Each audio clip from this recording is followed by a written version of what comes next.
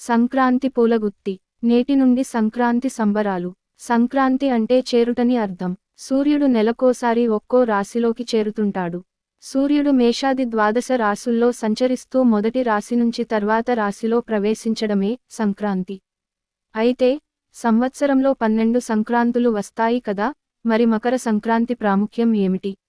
సూర్యుని దివ్య యాత్రల్లో ప్రధాన ఘట్టాలలో మేష, తుల, మకర సంక్రమణలు ముఖ్యమైనవి. సూర్యుడు మకర రాశి చేరగానే ప్రకృతిలో అనేక మార్పులు కలుగుతాయి. ఆ మార్పుల చైతన్యమే మకర సంక్రాంతి లో కనిపిస్తుంది. సంవత్సరాన్ని 2 ఆయనములుగా మనం విభజించుకుంటున్నాం. కటక సంక్రమణం నుంచి మకర సంక్రమణం వరకు దక్షిణాయనం, మకర సంక్రమణం నుంచి కటక సంక్రమణం వరకు ఉత్తరాయణం. ఉత్తరాయణము దేవతా పూజకు, దక్షిణాయనము పితృదేవతారాధనకు ప్రధానం. ఉత్తరాయణం ప్రారంభమయ్యే మకర సంక్రాంతి నుంచి ప్రకృతి రమణీయంగా ఉంటుంది. పాడి పంటలు సమృద్ధిగా ఇళ్లకు చేరుకుంటాయి. పశుపక్ష్యాదులు ఆనందంగా కనిపిస్తాయి. వాస్తవానికి మన దేశంలో ప్రాకృతిక జీవనం అద్భుతంగా కనిపించేది ఈ పండుగ తరుణంలోనే. సూర్యుడు ధనురాశి నుంచి మకర రాశికి ప్రవేశించగానే మకర సంక్రాంతి వస్తుంది. ఈ పండుగ పల్లె ప్రజలను ఆనందంగా ఉంచే పండుగ. పిల్లల్ని, పెద్దల్ని, ముఖ్యంగా రైతుల్ని ఆనందోత్సాహాలలో ముంచే ఈ పండుగ 3 రోజులు సాగుతుంది. భోగి. మొదటి రోజు భోగి. భోగి మంట వేయడం ఈ రోజు ప్రసిద్ధి. కట్టెల్ని, పిడకల్ని కాల్చి భోగి మంట వేస్తారు. ఈ మంటలో మనలోని అసూయ, ద్వేషాల్ని వేసి వెలుతురు అనే జ్ఞానాన్ని పొందాలనేది ఇందులో తాత్వికాంశం. పాత అలవాట్లు, కామక్రోధాలను దహనం చేసి కొత్త క్రాంతి పొందాలనే సందేశం ఇందులో కనిపిస్తుంది. గృహిణులు, యువతులు ఇంటి ముందు వాకిలిని శుభ్రపరచి కల్లాపి చల్లి అందమైన రంగుల ముగ్గులు వేస్తారు. ఆవు పేడను కింద పడకుండా గ్రహించి పేడతో గొబ్బెమ్మలు తయారు చేస్తారు. పసుపు, కుంకుమలతో అలంకరించి వాటిపై గరిక, పిండి పూతలతో అలంకరిస్తారు.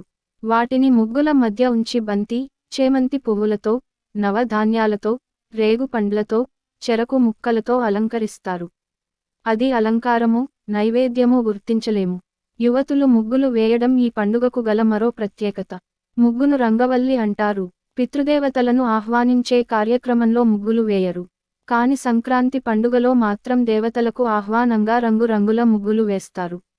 ఈ సంక్రాంతి ముగ్గులలో తీగ ముగ్గులు, రథం ముగ్గులు, ఇంద్రధనుస్సు ముగ్గులు, అక్కర జ్యోతి ముగ్గులు, చెరకుగడ ముగ్గులు, మీనాల ముగ్గులు, శుభలగ్నం ముగ్గులు, స్వయంవరం ముగ్గులు దర్శనమిస్తాయి. ఇంటిల్లిపాది పిల్లల నుంచి పెద్దల వరకు వేడి నీళ్లతో తలారా స్నానం చేసి భోగి పీడ వదిలిందని చెబుతారు. సాయంత్రం వేళ పేరంటాలు జరిపి రేగుపళ్ళు, చెరకు ముక్కలతో చిన్న పిల్లలకు భోగిపళ్ళు పోస్తారు. పొంగలి, పులగము ప్రసాదంగా స్వీకరిస్తారు. కొన్ని ప్రాంతాల్లో నువ్వుల రొట్టెలు తినడం చూస్తాం. మకర సంక్రాంతి. మకర సంక్రాంతి రోజున సూర్యుడు మకర రాశిలో ప్రవేశిస్తాడు.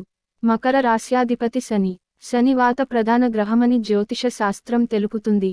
వాతం నూనె లాంటి స్నేహ ద్రవ్యాల వల్ల, కూష్మాండం గుమ్మడికాయ వంటి కాయల వల్ల తగ్గుతుంది. కాబట్టి ఆ రోజు తెలకపిండి నలుగుతో స్నానం చేసి రాశ్యాధిపతి శని ప్రీతి కోసం నువ్వులు, గముడికాయలు దానం చేస్తారు. పితృదేవతల పుణ్యలోక ప్రాప్తి కోసం తర్పణ శ్రాద్ధాలను ఆచరిస్తారు. రైతుల గృహాలన్నీ ధాన్యాదులతో కళకళలాడుతుంటాయి.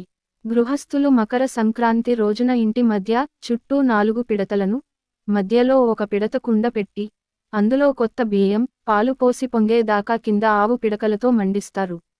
అలా తయారైన పొంగలిని అందరికీ ప్రసాదంగా పంచుతారు. పాలు పొంగినట్టు సిరి సంపదలు పొంగి పొర్లాలని ధాన్యలక్ష్మిని ప్రార్థిస్తారు. శ్రీమహావిష్ణువు ఆదివరాహ రూపంలో ఈ భూమిని పైకి తీసుకువచ్చినది ఈ మకర సంక్రాంతి రోజునే. బలి చక్రవర్తి వామనుడికి 3 అడుగులు దానం చేసింది ఈ రోజుననే.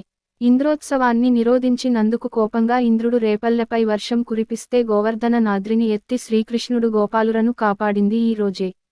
ఈ రోజు హరిదాసులు హరిలో రంగహరి అంటూ పాడడం చూస్తాం. కనుమ పండుగ. 3వ రోజు పశువులను, బళ్లను అలంకరించి గో ప్రదక్షిణం చేస్తారు. గంగానమ్మ, పోలేరమ్మ వంటి గ్రామ దేవతలకు నైవేద్యాలు పెడతారు. కనుమ పండుగ నాడు మినుము తినాలి అనే సంప్రదాయం ఉంది. ఆ రోజు విచిత్ర వేషాల ప్రదర్శన చేస్తారు.